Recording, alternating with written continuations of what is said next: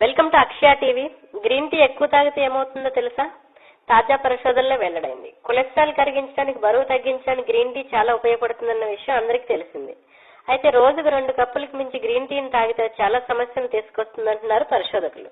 Green టీలోనూ కొద్దిగా caffeine ఉంటుంది. రోజుకు 4-5 కప్పులు లాగిస్తే శరీరంలో కెఫిన్ ఎక్కువగానే చేరిపోతుంది. గర్భవతులు 2 కప్పుల కంటే ఎక్కువ గ్రీన్ టీ తాగితే గర్భస్రావం అయ్యే ప్రమాదం ఉందట. గ్రీన్ టీలోని పాలిఫినాల్స్ మోతాదుకు మించి శరీరంలో చేరినట్లయితే అవి క్యాన్సర్ కణాలుగా మారతాయని తేలింది. ఖాళీ కడుపుతో గ్రీన్ టీ ఎక్కువ తాగితే గ్యాస్ట్రిక్, లివర్ కి సంబంధించిన సమస్యలు తలెత్తాయి. ఇంకా చెప్పాలంటే గ్రీన్ టీలో ఉండే టాన్సిన్ ఆహారం, పానీయాల ద్వారా శరీరంలోకి ప్రవేశించి ఇనుమును అడ్డుకుంటాయి.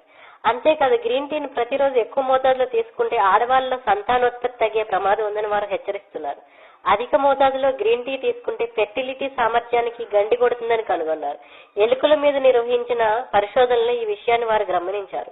అయితే గ్రీన్ టీలో ఏ పదార్థం సంతానోత్పత్తిని అడ్డుకుంటుందన్న విషయాన్ని మాత్రం వీరు ఇంకా స్పష్టం చేయలేకపోతున్నారు.